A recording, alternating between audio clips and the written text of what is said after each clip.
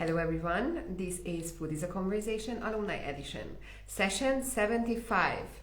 So during these sessions, we introduce our alumni network, everyone who attended any of the educational programs organized by the Future Food Institute so far, let it be the Food Innovation Master Program or the Food and Climate Shaper Bootcamps, what we organized together with FAO.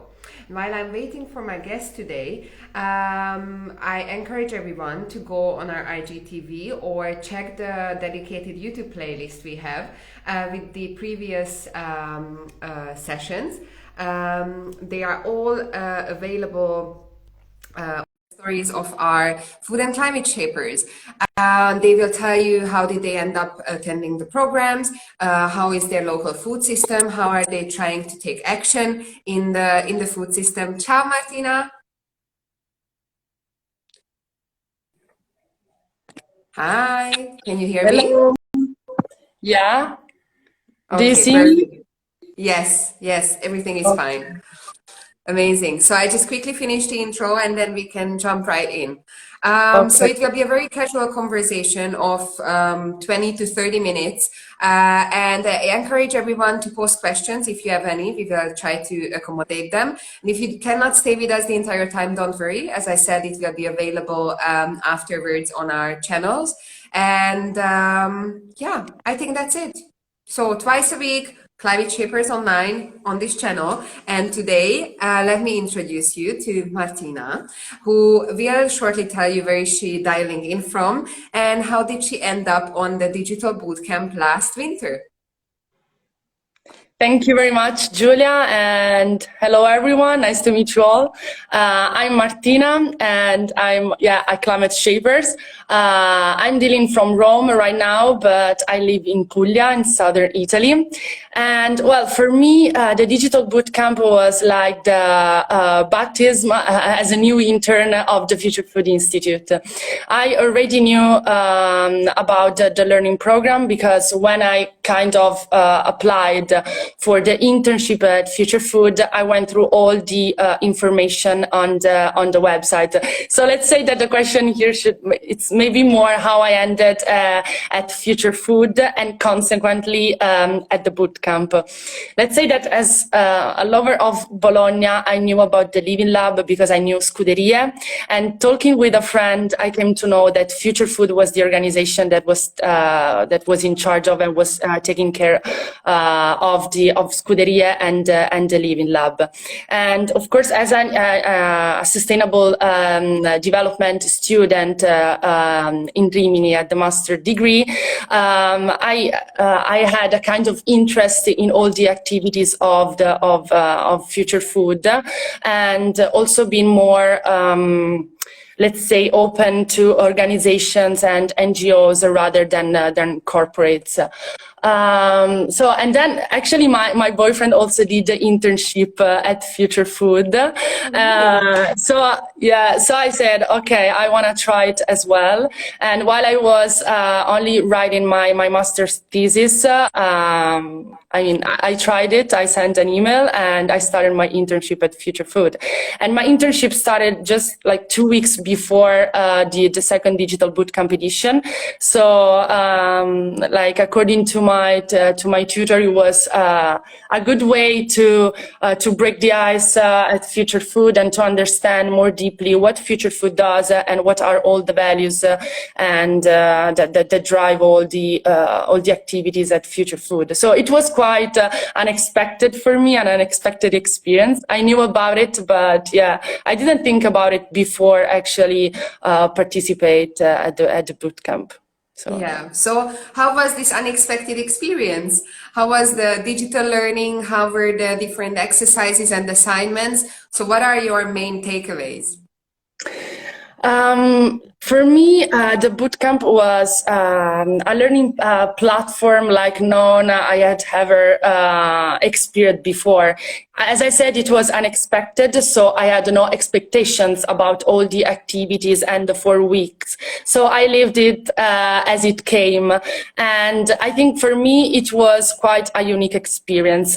And what has definitely left me, the bootcamp, is the ability to put myself myself out there as an individual. So to imagine myself as taking concrete action within my community, at least to think about it for the very first time. Because usually, I mean, at university or even in the other experiences, is more like a broad talk about problems and solutions, but I never really imagined myself as part of this solution in my little community.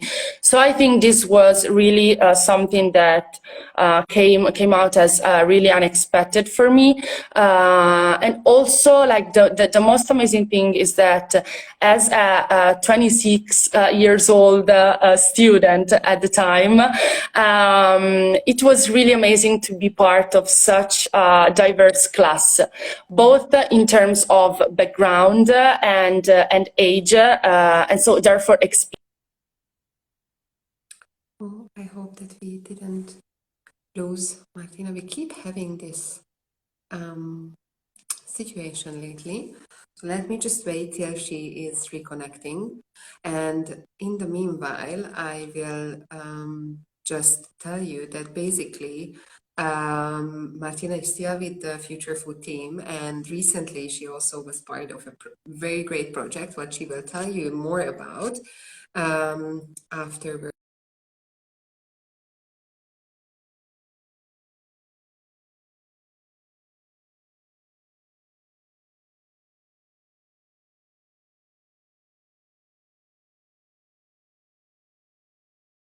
last week, what we organized for Earth Day, and Martina took a very crucial role in the organization, but I want her to tell you more about that. But for those who are curious, all of the sessions of Food First, they are available on our YouTube channel.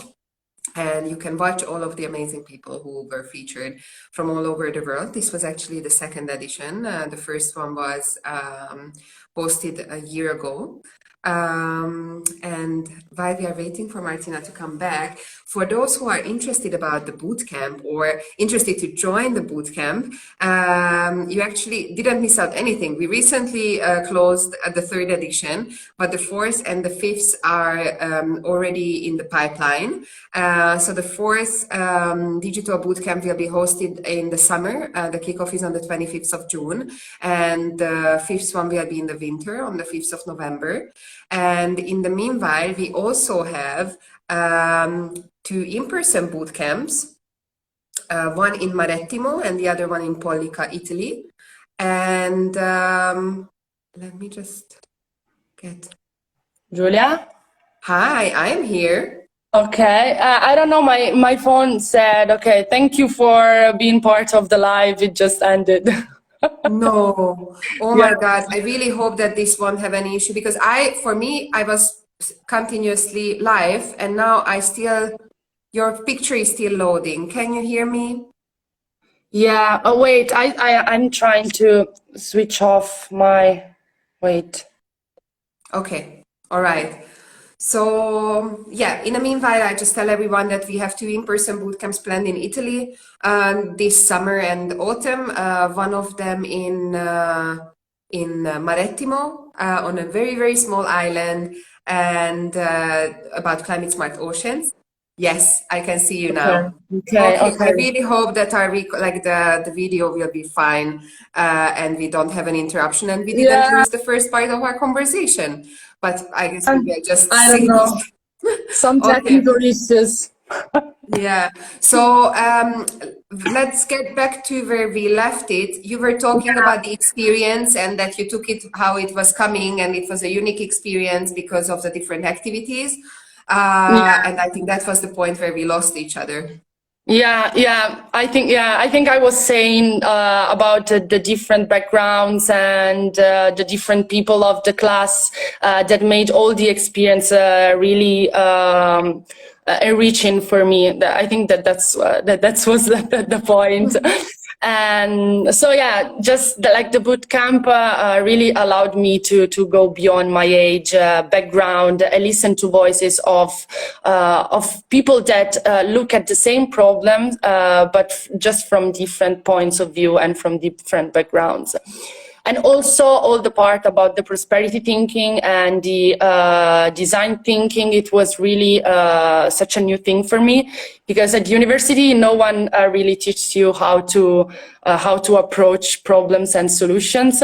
So during the bootcamp, I really learned that looking at really deeply into problems can get you to valuable solutions.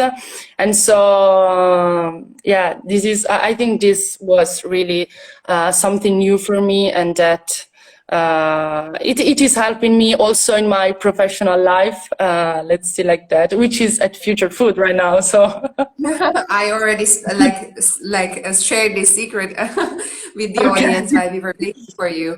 So you mentioned your master's studies, and you wrote about green microfinancing. I would like to learn a bit more about that. Yeah, 1 month ago, I graduated in Resource Economics and Sustainable Development, which is a master degree of the University of Bologna. And for my final dissertation, I chose microfinance as a topic. And in particular, I analyzed the recent green development of the microfinance sector with the aim of understanding which variables affect the likelihood that microfinance institutions have of integrating their portfolio with green instruments. I chose this topic because we know about microfinance, the tool that in 1970 came up as an innovative tool to address the issue of financial inclusion. But it is a tool that since let's say more or less 10 years ago, it was more about the economic and social performance, mainly the social performance, not considering also the environmental in the environmental side. But of course, we know that developing countries are the most affected by climate change and negative environmental impacts. So recent studies are also addressing all the environmental impact of the projects that microfinance, of course, finance. And so I decided to look at this topic to see at which stage it is the development, the green development of the microfinance sector, because of course the micro enterprises that the sector finance are let's say most in sectors that account for great unsustainable use of natural resources. So microfinance institutions cannot achieve the social objective without considering also the environmental impacts and environmental side. Because of course, if you finance all the so-called unbankable of developing countries, but you finance them in a way that destroy the environment, they will be victims. They and their activities, their businesses will be also victims of those environmental impacts that are not accounted for.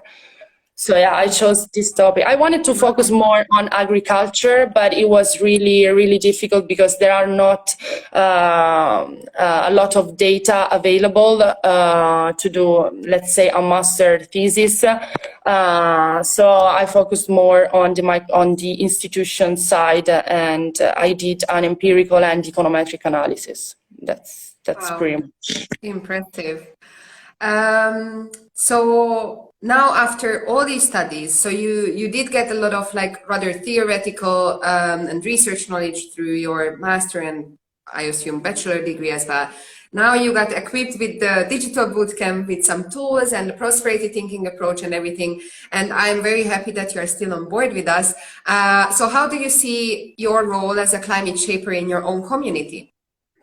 Well, we were already discussing about this. This is a kind of tough question for me in this historical moment, because during last years I changed my surrounding community several times.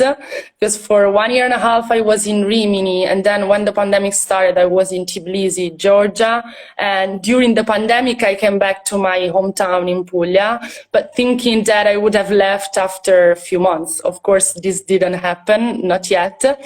So basically, let's say that my community right now is a global community, and I feel like as a climate shaper, being part of Future Food right now and working on so many projects, on like many different fields. So talking and working on sustainability, but from different perspective, is right now is the best way for me to act as a climate shaper. And indeed, we just ended, well, last Thursday, we ended the Food for Earth Marathon, which was a massive event on the occasion of Earth Day. We did 24 hours of live conversations with more than 130 speakers from all over the world, more than 30 countries, 34 sessions, many ministers, persons and speakers from institutions, NGOs, startups, youngers. So it was really, really amazing for me being part of this journey so far with Future Food and having the pleasure and honor to organize such an event. So I think that after the bootcamp, being a climate shaper in Future Food is, yeah. I mean, it's the best way for me right now. Then after the pandemic, when I will finally settle down somewhere, let's see what I can do in my ecosystem. Do you have any plans? Are you planning to go back to Georgia, or was that an internship that you were doing there? No, yeah. Georgia was just for an internship. I was doing a 3 months internship at the Italian embassy. But yeah, I was stopped because then all the pandemic started, and of course all the diplomatic activities were suddenly cancelled. So I managed to do more than 2 months anyway. But yeah, in the future, let's see. I love Bologna, and Bologna is, I mean, it's where Future Food started and where it really lives. So let's see if Bologna, if it is the next stop. Fun fact: since you mentioned Georgia, all I can think of is the khachapuri. Is that Khachapuri? I'm sorry, maybe I'm already in my dinner mood, but yeah. So I also did it once. Sorry? I also did it once. I cooked it. One Georgian friend taught me how to do it, and we did a dinner where we started to cook khachapuri and other things, khinkali and everything. So oh, nice, very nice. And they also have very nice wine in Georgia. So it's still on my bucket list once we are over all these, you know, what we all live right now. Yeah, so I always have one more question, like one final question for everyone. And at one point I will also sit down and actually compare the answers, because it's very nice to hear how we see the future, and especially our food future. So if you can go utopistic without any barriers, but you can also stay realistic. What do you think the preferred food future looks like? Well, I don't want to be obvious, but the first thing that comes in my mind is that I imagine a food future where the key word is balance. We need to balance our food choices in such a way that they are respectful for the planet, of course, but for us, for our health, and for all the people living on it. So I really imagine a food future where we are conscious and aware of the power and value on food, and we treat it not like something obvious that we take for granted, but rather as a bless. And this is, I mean, something that in my little I try to do on a daily basis. I mean, that I'm from the south. Where the Mediterranean diet at Future Food we talk a lot about Mediterranean diet, and Mediterranean diet is about balance. So yeah, I think this is, I mean, the thing that comes in my mind. Just a food future where we balance our choices and we make our choices in a really conscious way. And I think that from this point of view, education is something where we should start from. Apart from innovation and tradition and try, I mean, at the basis, the bottom is education and starting from our younger. So I imagine a food future where we invest on our children and we teach them how to give the true value and the real value to food. Yeah, That sounds very good. I really would like to see this future developing. And I'm very happy you mentioned the Mediterranean diet. And let's be honest, coming from Puglia, you do have a very diverse ingredient offer available. But what would be your suggestion for those who are coming from other countries, from other climates maybe? What are those principles what they could apply in their daily diet? You mean like other countries maybe where they don't have like such an availability of maybe fresh fruit and Exactly. Or maybe vegetables? not such long seasons, right? Yeah. Oh God, this is I don't know. I mean, there are so many innovations that are also respectful for the environment and that let you really make good choices. So what I think, and also when I was abroad, I always tried to make some conscious choices, right? To really know what you are eating, even if it's not something, of course. I mean, we are not always living in Mediterranean regions where we have plenty of fresh vegetables and fruits, but just know where your food comes from and try to make the most aware and conscious choice, always thinking about your health and your planet. Exactly. I think seasonality already gives a good indication and try to purchase what is available. And I know that there are countries where the seasons are still not really providing too much, but there are so many different ways how we can use like fermented or preserved versions of these vegetables. But basically a plant-forward diet with the right amount of protein and legumes and grains would be definitely more recommended instead of a lot of red meat.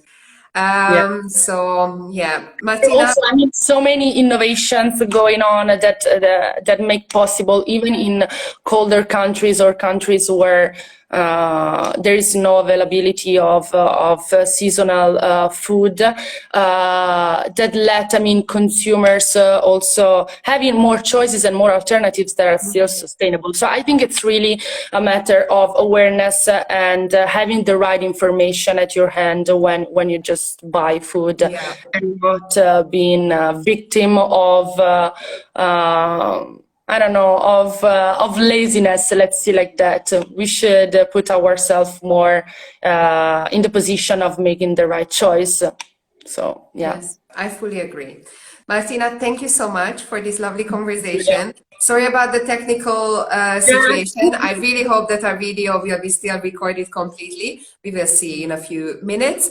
And for those who joined us too late, don't worry, the conversation will be posted on IGTV, so you will be able to listen to it from the beginning, along with the other 74 sessions we hosted so far. And I promise many more to come because our alumni is just growing by one bootcamp at a time.